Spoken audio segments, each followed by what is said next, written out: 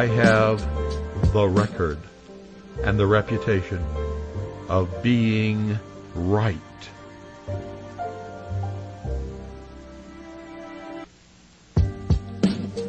More than anyone else who has ever lived in the history of the world. And I don't do it because I'm a psychic. I don't do it because God talks to me. I don't do it because I have tarot cards, or I read your fortune, or I look at your palm, or read the bumps on your head. I do it because I study history.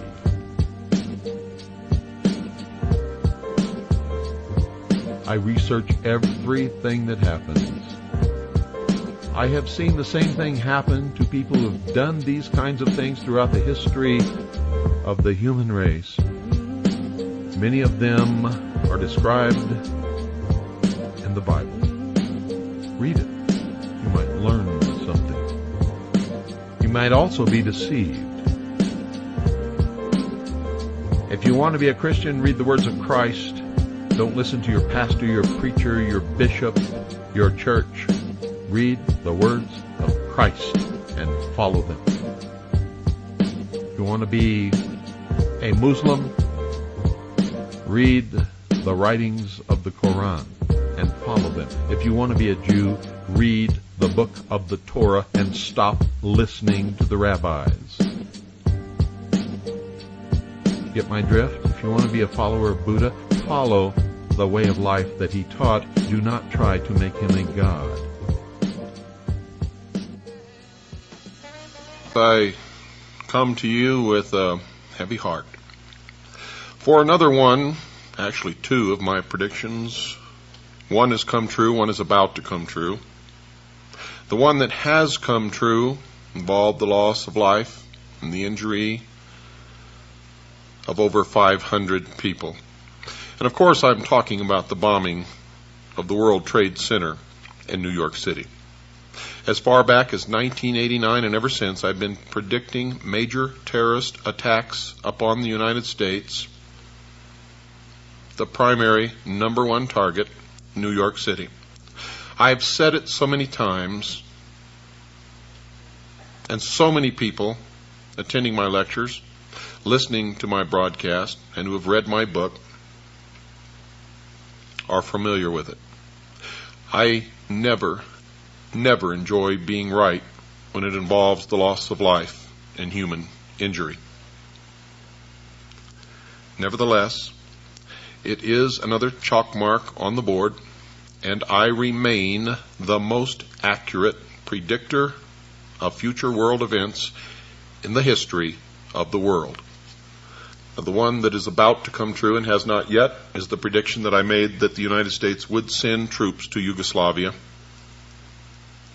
And it appears that that is going to happen in the very near future. Anyway, we will see, won't we? As we move into the new world order, and all of these events are planned to take us directly into one world totalitarian socialist government. To all those people in the city of New York who lost relatives, or who had friends or relatives that were injured, I offer you my deepest compassion, sympathy, and I wish that I could tell you that that was the end of it, but I can tell you that it is only the beginning. Unless people wake up, it will escalate. I think he's going to be furthering the interest of the cabal to which he belongs that's helping to bring about world government. He's already reneged on change of heart. He's already reneged on all his campaign promises. He's for globalism.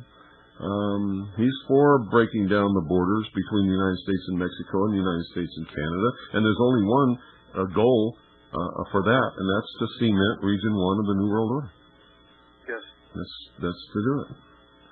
So if you think George Bush Jr. is on your side, you better think again. He doesn't give a damn about you or me.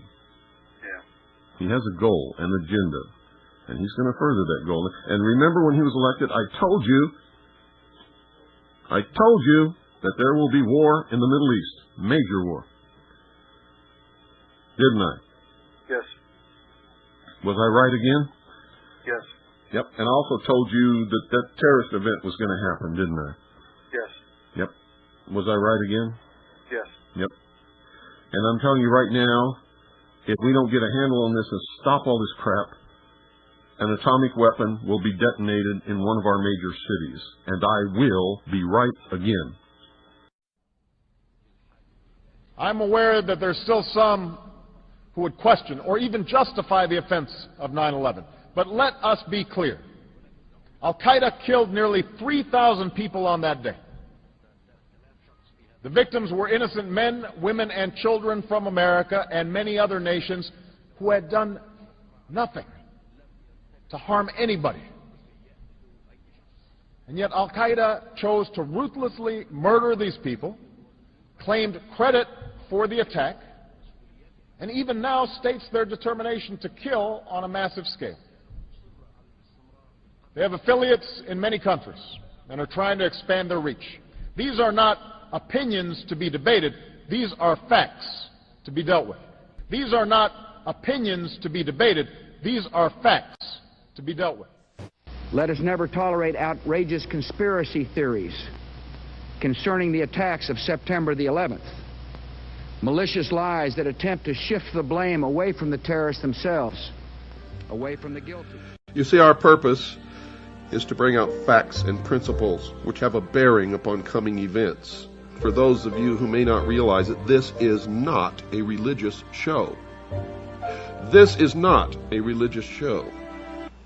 This is a show that is designed to educate, illuminate, if you will, and that's very ironic because we are illuminating those who call themselves illumined, who have been causing us misery for thousands of years. We're trying to reveal the hidden agenda behind the New World Order, and along with it, the ecumenical movement that almost no one dares to discuss, which is a part of the bringing about of the New World Order. But you see, folks, these issues must be freely discussed, no matter who you are or what you believe.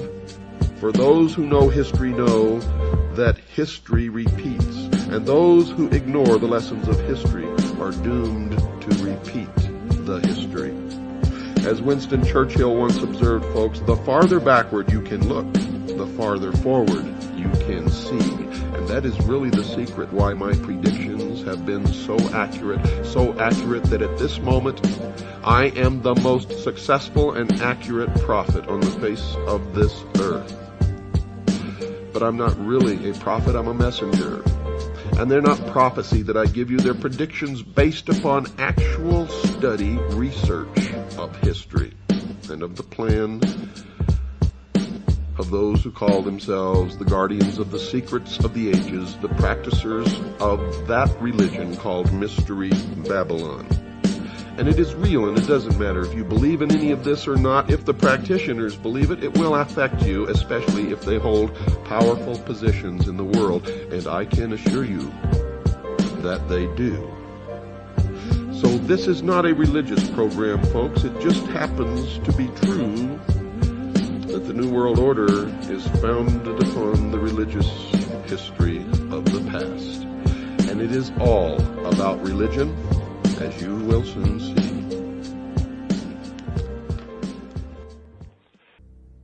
Can you believe what you have been seeing on CNN today, ladies and gentlemen? Can you believe it?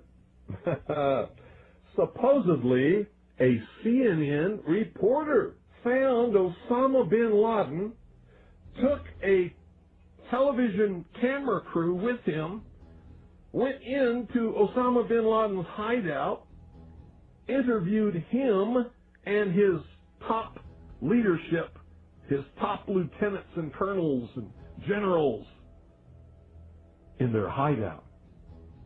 This is a CNN reporter with a camera crew. And he came out and told everybody, within 3 weeks, Osama bin Laden is going to attack the United States and Israel. Now, don't you think that's kind of strange, folks? You see, because the largest intelligence apparatus in the world, with the biggest budget in the history of the world, has been looking for Osama bin Laden for years and years and years, and can't find him. A reporter from CNN and his little camera crew got in to Osama bin Laden's secret hideout and conducted an interview. If you don't believe me, tune into CNN. They're probably running it right now as I'm speaking. And if you believe it, you are one of the stupidest jerks that ever lived on the face of this earth. And whatever is going to happen that they're going to blame on Osama bin Laden, don't you even believe it. When in hell are all you people going to wake up?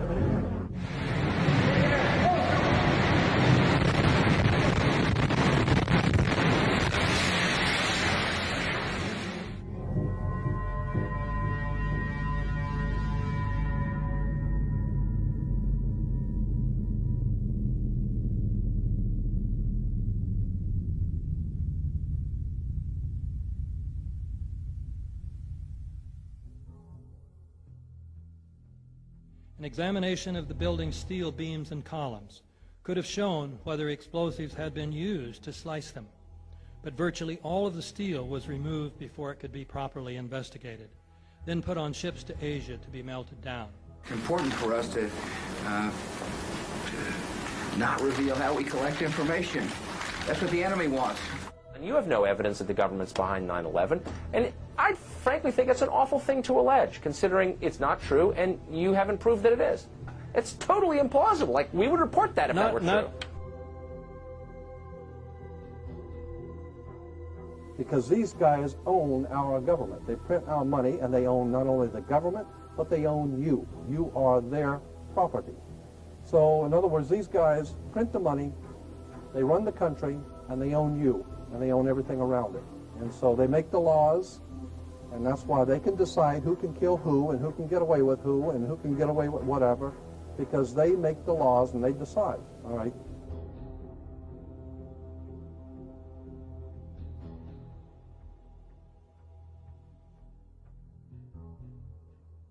On that day, what did the president say to you?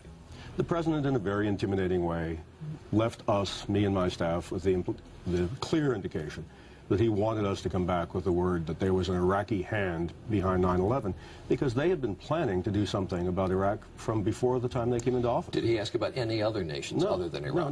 No, not at all. It was Iraq, Saddam, find out, get back to me. And were his questions more about Iraq than about al-Qaeda?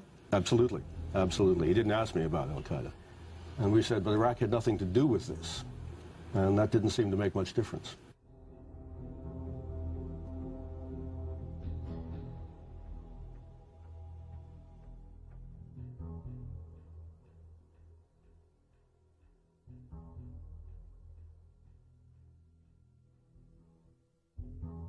And we'll continue to work together to achieve peace. That's what we want.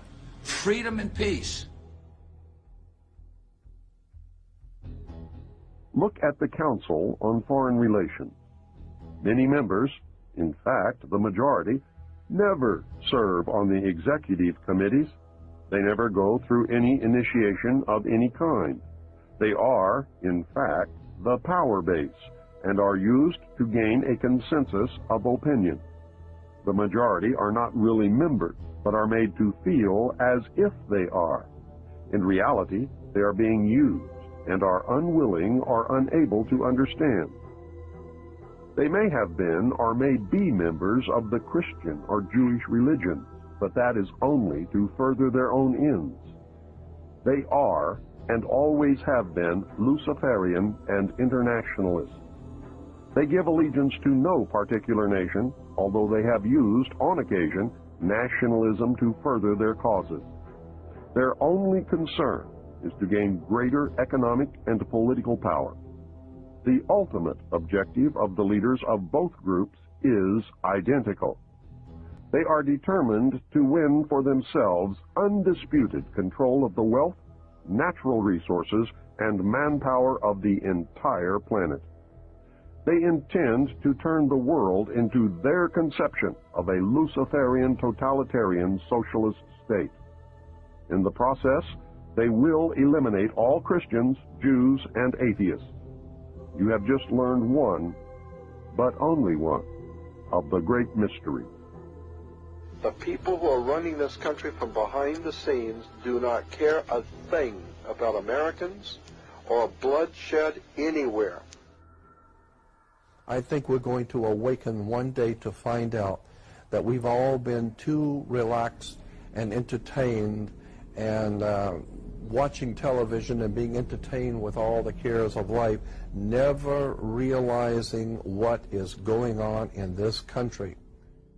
In the secret, ladies and gentlemen, they are at least, very bare minimum, 50 to 100 years ahead, beyond what you can even imagine.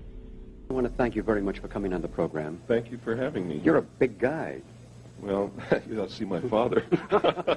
You mean he's bigger than you? Oh, yes, he's bigger than me. I sit in one of our lawn chairs in Arizona out in the lawn. It's beautiful there.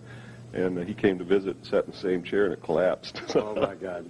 Bill, I want to find out why you got into this. I mean, you're the Ralph Nader Rambo for revealing secrets that, you know, that obviously the government wants to suppress and not let us know about. Well, they do want to suppress them, but I really don't like or want the label of a hero or a Rambo or anything like that. I'm no different than any other average American person. I just happened to see something in a particular time in my life that set me off on a search that has resulted in...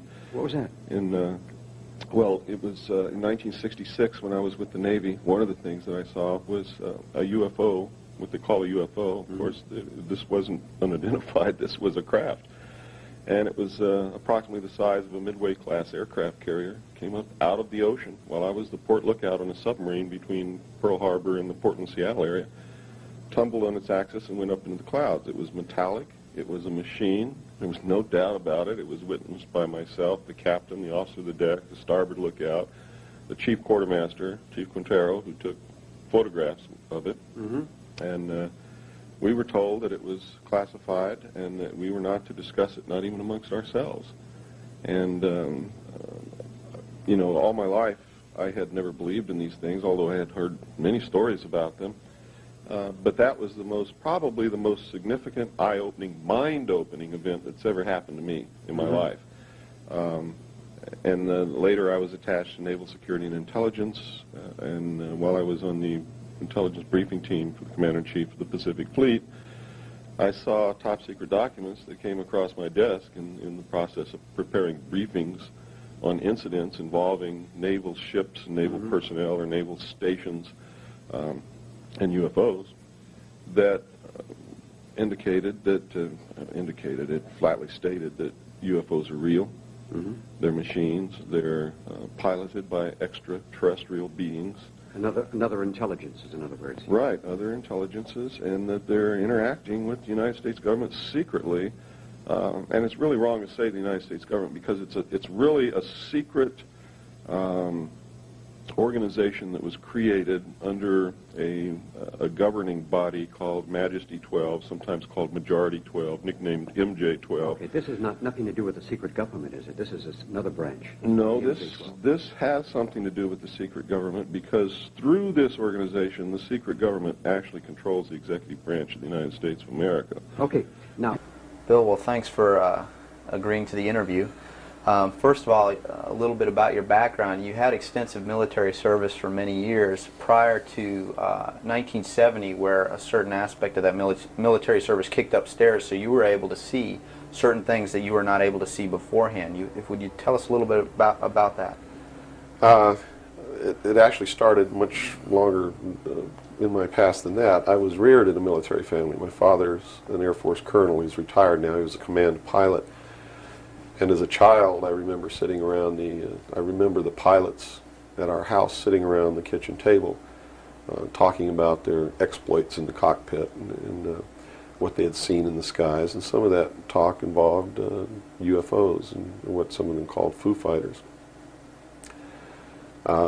And I traveled all over the world, lived on military bases for most of my life. I was really an indoctrinated individual, you might say. I was as establishment as you could get, as gung-ho, pro-government, pro-America, pro-military.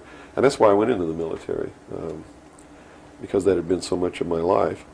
I went into the Air Force. I was in the Strategic Air Command for 4 years as an aircraft and missile and hydraulic technician, which is, I worked on the pneumatic and hydraulic systems of B-52 bombers, KC-135 aircraft, and Minuteman missiles. I had a secret security clearance.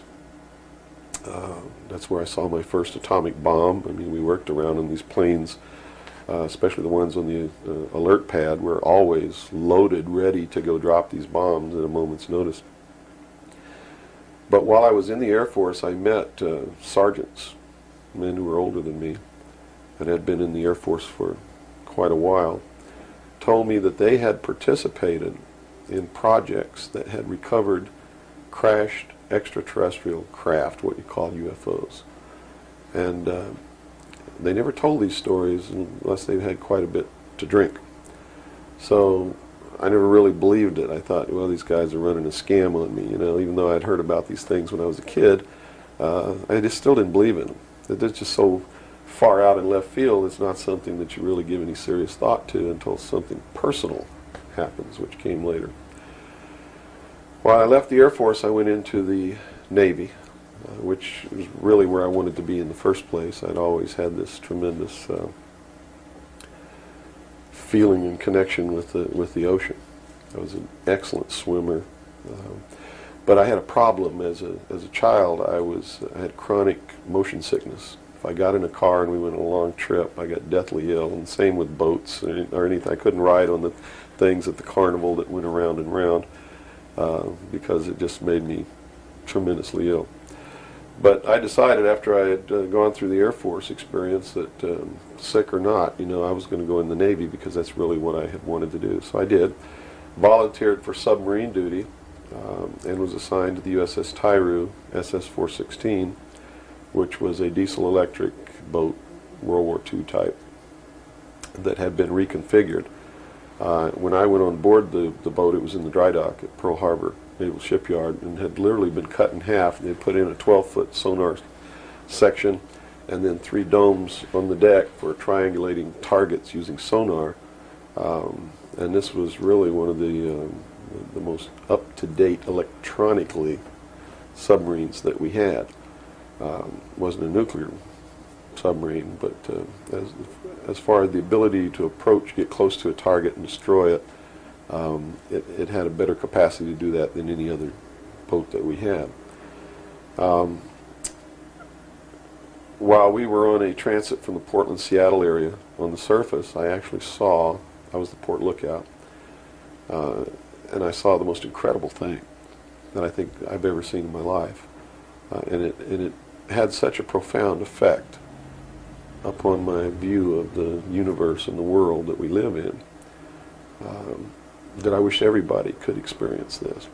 I saw come up out of the ocean, from beneath the surface of the sea, a huge disc-shaped craft about the size of a Midway-class aircraft carrier, which is tremendous in size.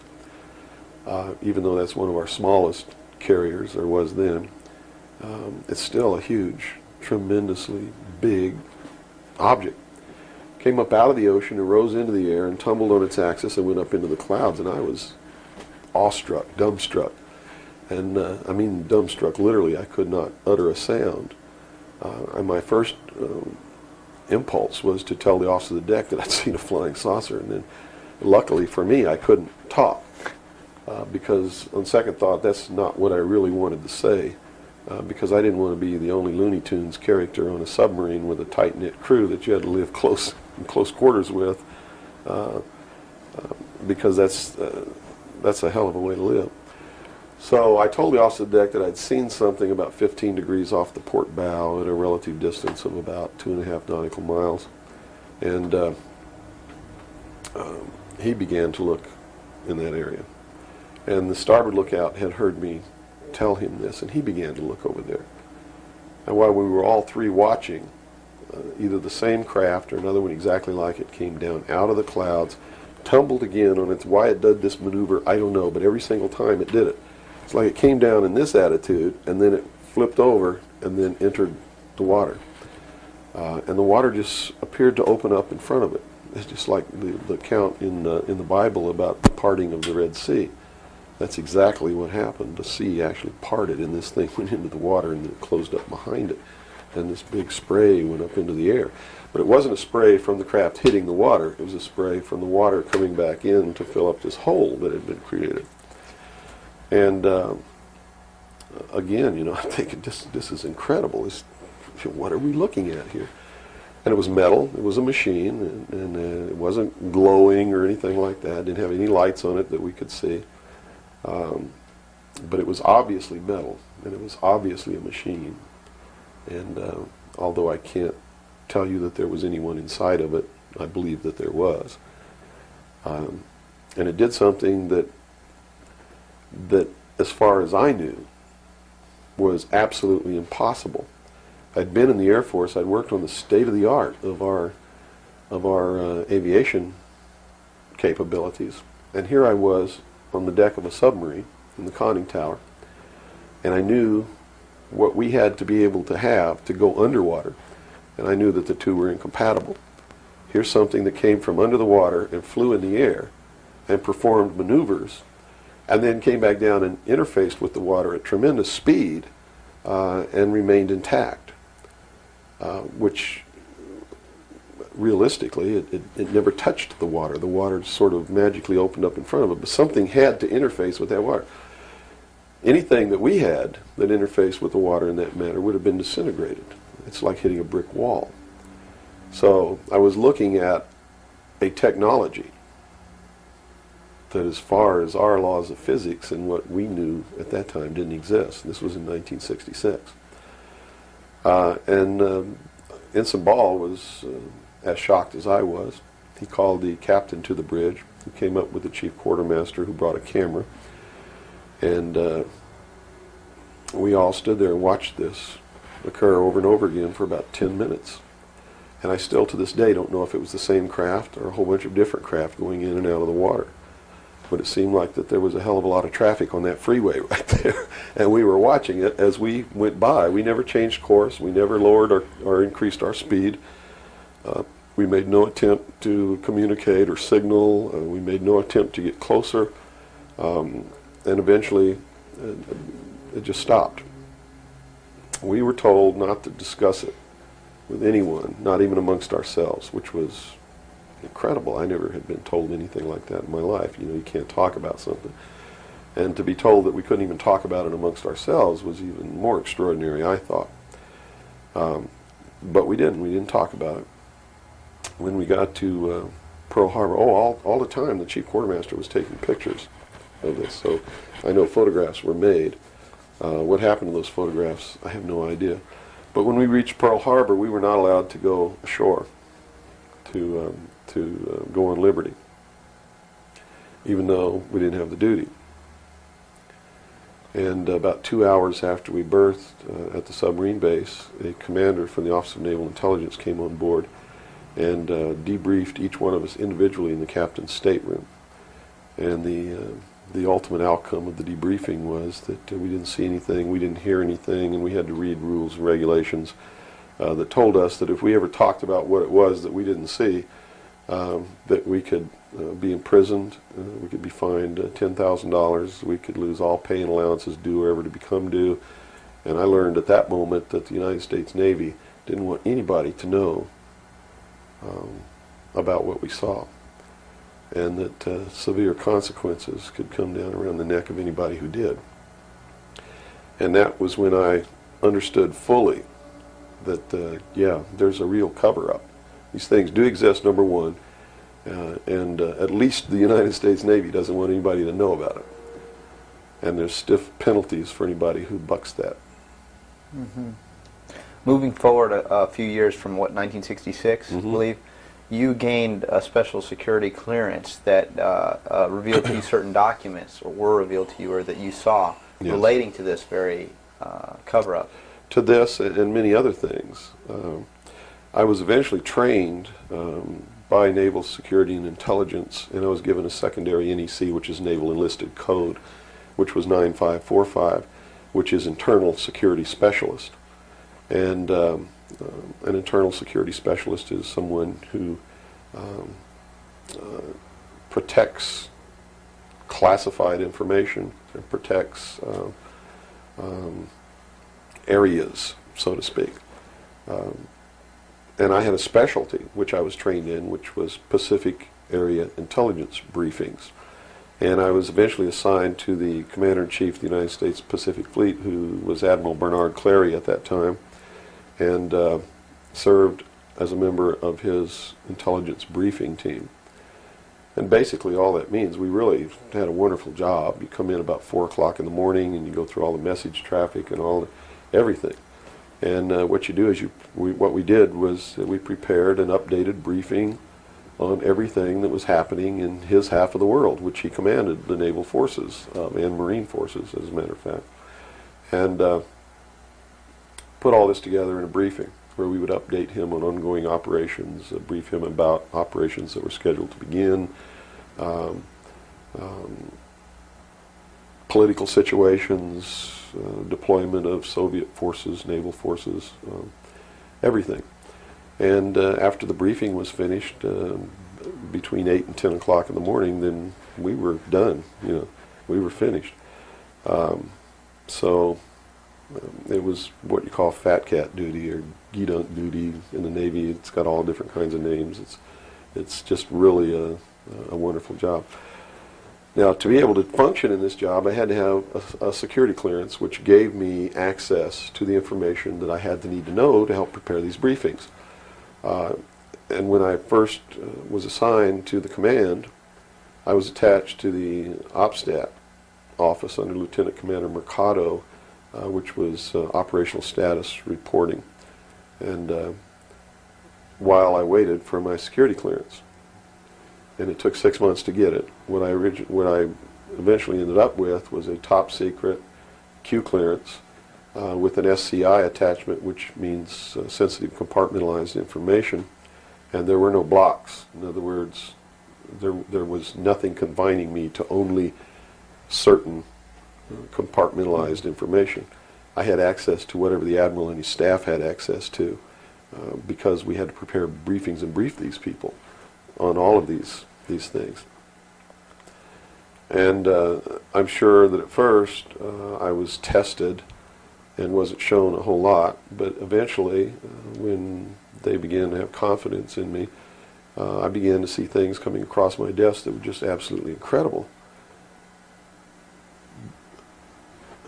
And a lot of it is really hard to talk about because it's so far outside the normal concept of reality for the average American that they're going to find a hard time believing any of it. Mm-hmm. But I saw documents that were labeled under the classification top secret, and the compartmentalized, the compartment that was put into was called MAJIC, M-A-J-I-C, which told me that UFOs are real, which I already knew. I'd seen one. Right. But this went farther than that. It told me that they were extraterrestrial in origin, that there were 4 different extraterrestrial species or races visiting this Earth, and that they had actually entered into an agreement with the United States government with one of these species of alien beings to exchange technology, and it told me all the projects that was underneath this. Project Red Light was actually the testing of extraterrestrial craft.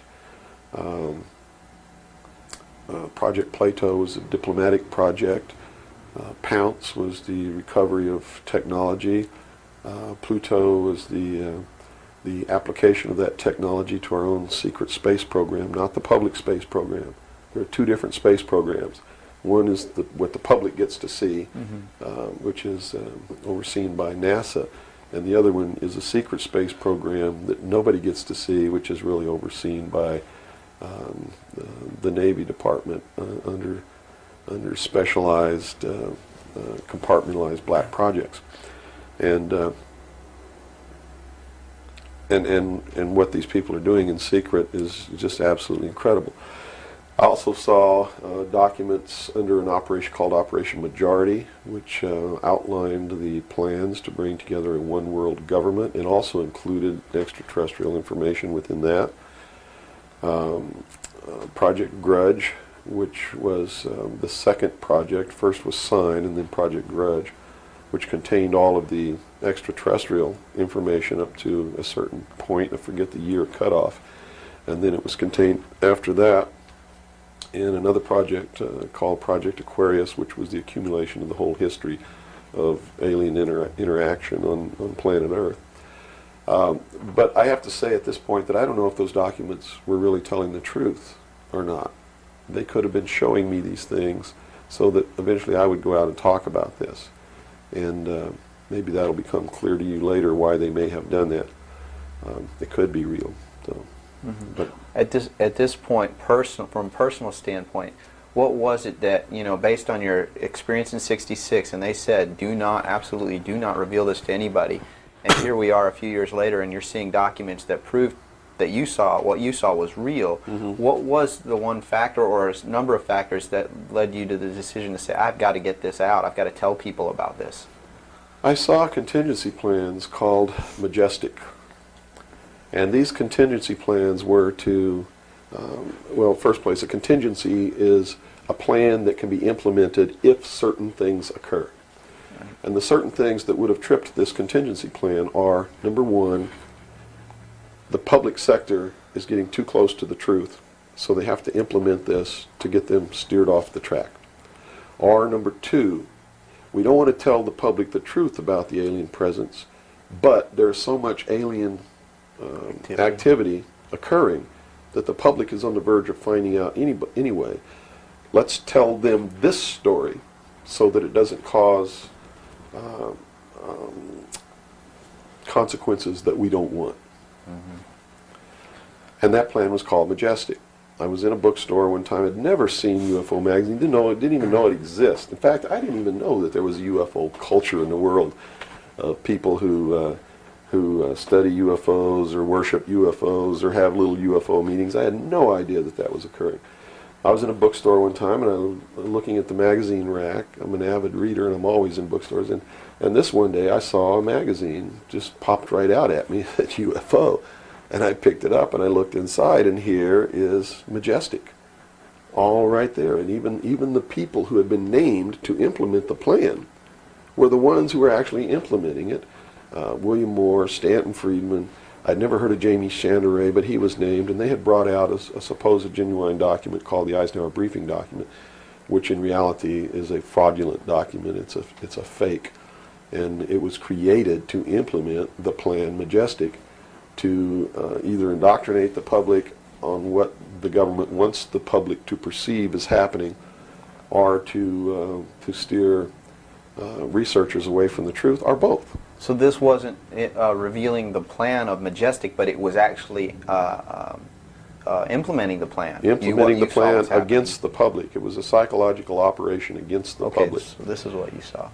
So immediately my head began to spin around, and I began to think, God, I've got to tell people that they're being manipulated. This is a lie. And it really, if the public were using their own intellect, they would know that it was a lie. The executive order quoted for this document was 92,000 something.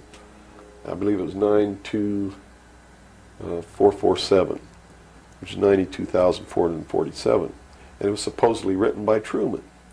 But Truman never wrote an executive order higher than 9,000. I mean, even today, there's no executive order with the number 92,000 on it.